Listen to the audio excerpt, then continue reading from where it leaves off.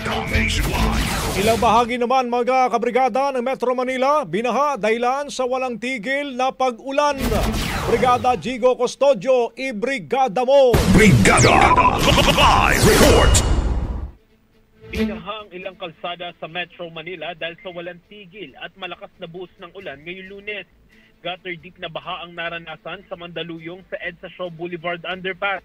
Sa Maynila, half gutter deep na baha ang naranasan sa Taft Avenue, corner Padre Fora at Taft Avenue mula Apasible hanggang Escoda. Habang gutter deep na baha naman ang naranasan sa Rojas Boulevard P. Ocampo intersection at Service Road Quirino Guanzon, Rojas Boulevard UN intersection at Service Road at Just Tayuman.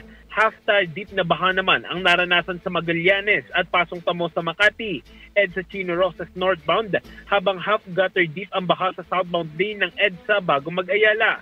Sa Pasay City, above gutter deep na baha ang naranasan sa Andrews Avenue tramo, habang gutter deep naman sa Rojas EDSA Heritage Service Road northbound. Gutter deep rin na baha naman sa Parañaque sa Mia Coastal intersection. Sa Quezon City, gutter deep din na baha sa northbound at southbound lane ng EDSA Pituason Tunnel at EDSA Balintawak at northbound lane ng EDSA Dario Bridge. Bagamat nakaranas ng pagbaha ang nasabing mga kalsada, possible pa rin ng mga ito sa lahat ng klase ng mga sasakyan.